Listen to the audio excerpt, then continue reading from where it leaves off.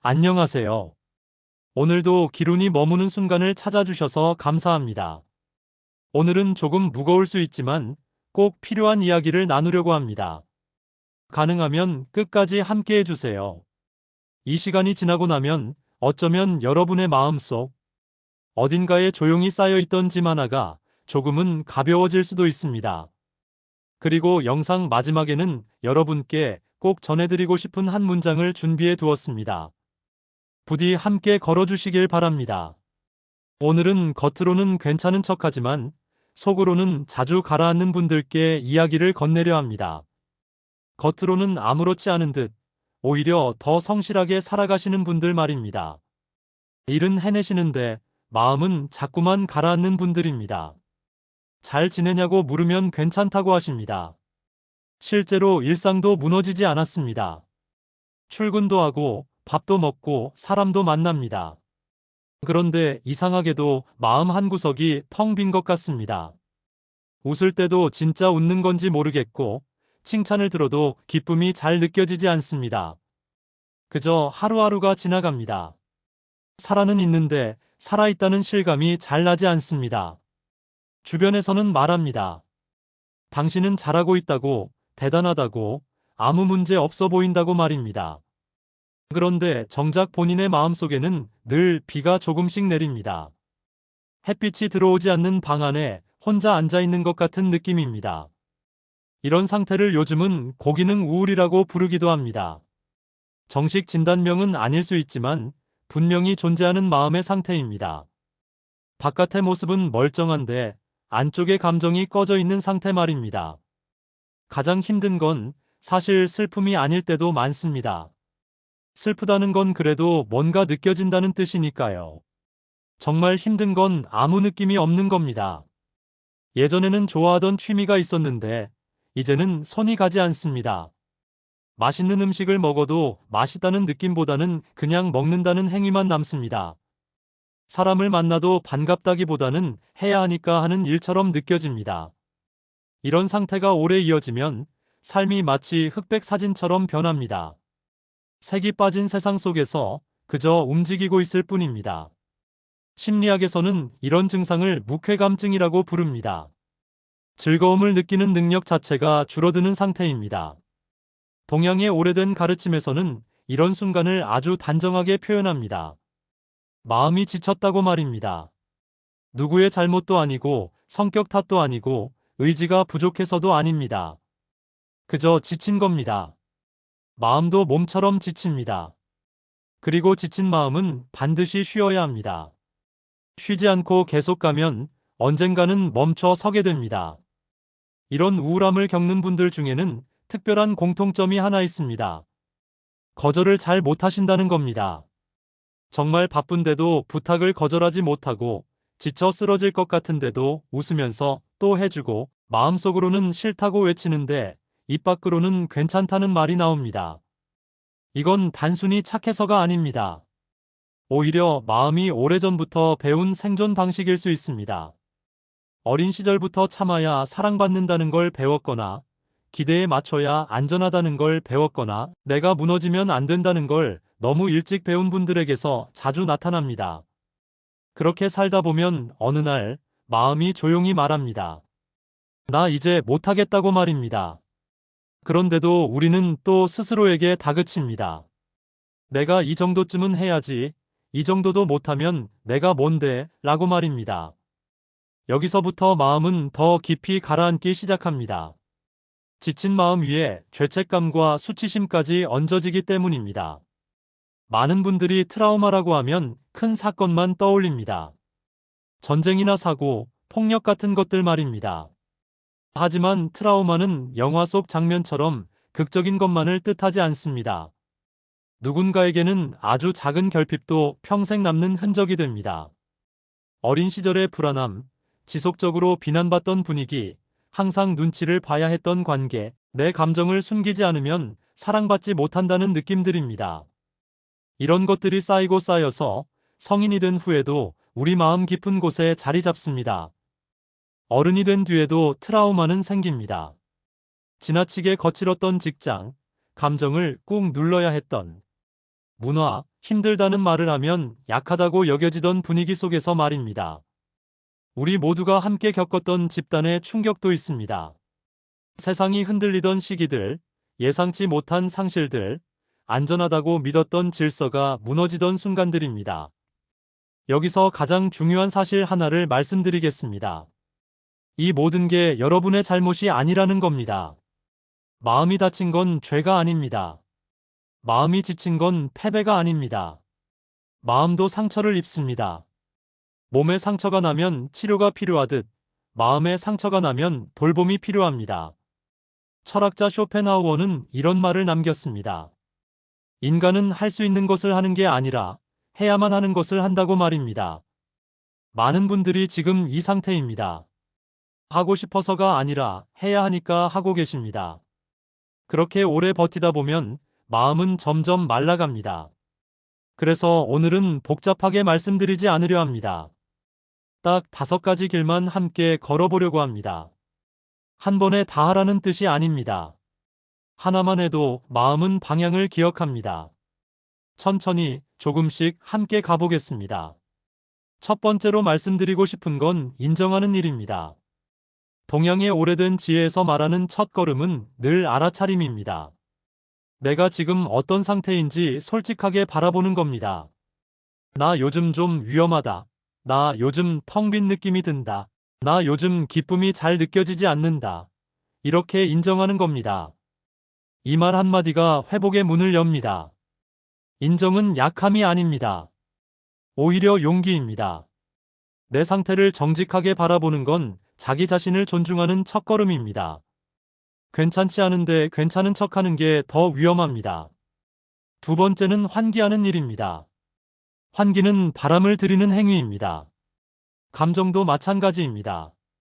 너무 오래 닫아두면 썩습니다. 울고 싶으면 우셔도 됩니다. 말하고 싶으면 말씀하셔도 됩니다. 글로 쓰셔도 되고 그림으로 풀어내셔도 됩니다. 다만 한 가지만 조심하셔야 합니다.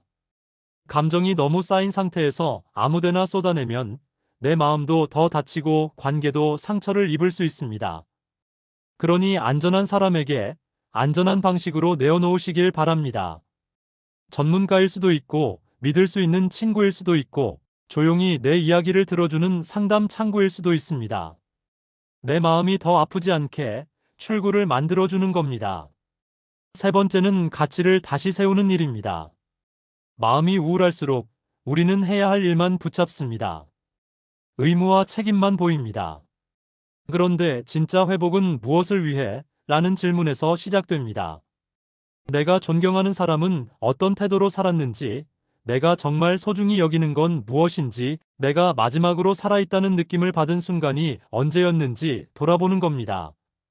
이 질문들은 정답을 요구하지 않습니다.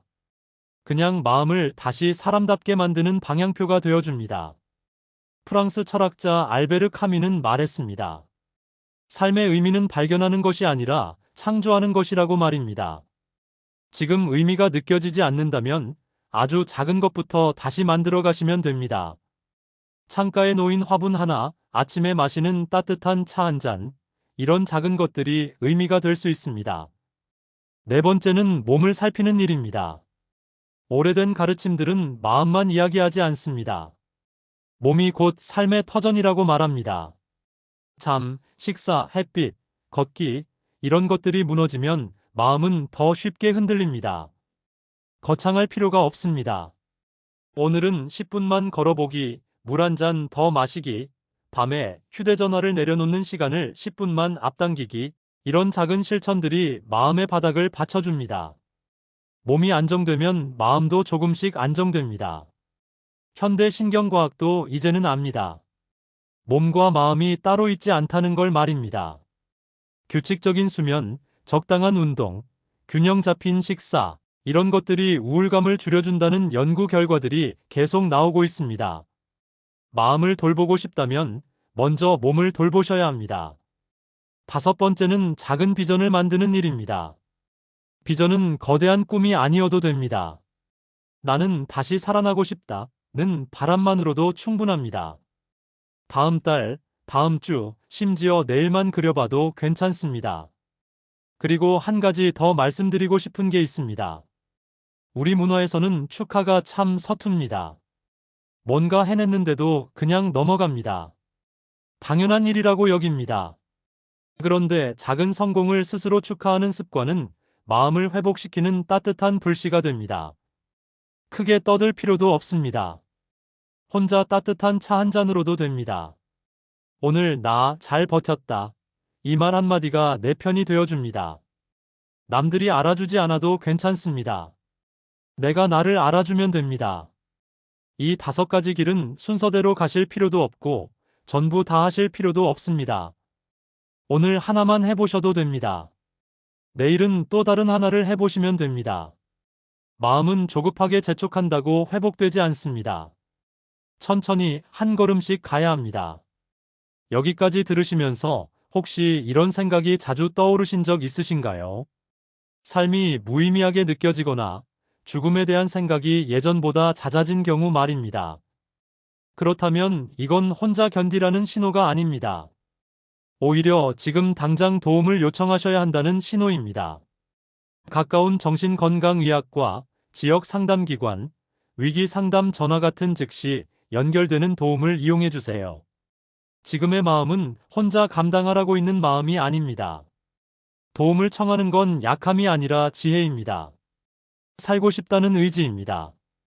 정신과 의사이자 철학자였던 빅터 프랭클은 아우슈비츠 수용소에서 살아남은 뒤 이런 말을 남겼습니다. 삶의 의미를 찾는 사람은 어떤 고통도 견딜 수 있다고 말입니다. 반대로 말하면 의미를 잃은 고통은 견디기 어렵다는 뜻입니다. 그러니 혼자 견디려 하지 마시고 함께 의미를 찾아가시길 바랍니다. 여러분은 약한 사람이어서 우울한 게 아닙니다. 오히려 너무 오래 강했던 사람일 수 있습니다. 너무 오래 참았던 사람일 수 있습니다. 너무 오래 혼자였던 사람일 수 있습니다. 이제는 조금 내려놓으셔도 됩니다. 조금 기대셔도 됩니다. 조금 약한 모습을 보이셔도 됩니다. 오래된 가르침들은 거창한 말을 하지 않습니다. 결국 이렇게 말합니다. 고통을 부정하지 말라고, 고통을 혼자 짊어지려 하지 말라고 말입니다. 고통은 삶의 일부입니다. 누구나 겪습니다. 다만 그 고통을 어떻게 대하느냐가 중요합니다. 그러니 오늘은 내 마음을 한 번만 더 안아주세요. 그리고 이렇게 말해주세요. 나도 사람이다. 나도 쉬어야 한다. 나도 도와달라고 말할 수 있다. 고 말입니다. 이 말들이 처음에는 어색하게 느껴질 수 있습니다. 평생 반대로 살아오셨을 테니까요. 하지만 계속 말하다 보면 마음이 조금씩 믿기 시작합니다. 여러분께 꼭 전해드리고 싶은 말이 있습니다. 당신은 이미 충분히 오래, 충분히 잘 버텨오셨습니다. 정말 오래 견디셨습니다. 아무도 알아주지 않아도 당신은 매일 일어나서 하루를 살아냈습니다. 그것만으로도 대단한 일입니다. 이제는 버티는 삶이 아니라 조금씩 살아나는 삶으로 가셔도 됩니다. 버티는 건 언젠가 한계가 옵니다. 하지만 살아나는 건 계속 잘할 수 있습니다. 봄에 새싹이 돋듯이 천천히 조금씩 살아날 수 있습니다. 혹시 오늘 이야기를 들으시면서 떠오른 생각이나 느낌이 있으시다면 댓글로 나눠주셔도 좋습니다. 여러분의 이야기를 듣고 싶습니다. 혼자가 아니라는 걸 느끼실 수 있도록 이 공간이 작은 안식처가 되었으면 합니다. 말하기 어려운 이야기라면 그냥 오늘 영상이 어땠는지만 남겨주셔도 좋습니다. 여러분의 목소리가 누군가에게는 큰 위로가 됩니다. 오늘 끝까지 함께 해주셔서 정말 감사합니다. 이 긴 시간을 함께 걸어주신 여러분께 깊이 감사드립니다. 여러분이 원하시는 평안과 기쁨이 조금씩이라도 찾아오기를, 그리고 그 길 위에 기룬이 머무는 순간 채널이 작은 등불이라도 되기를 바랍니다. 오늘도 좋은 일 가득하시길, 따뜻한 하루 되시길 바랍니다.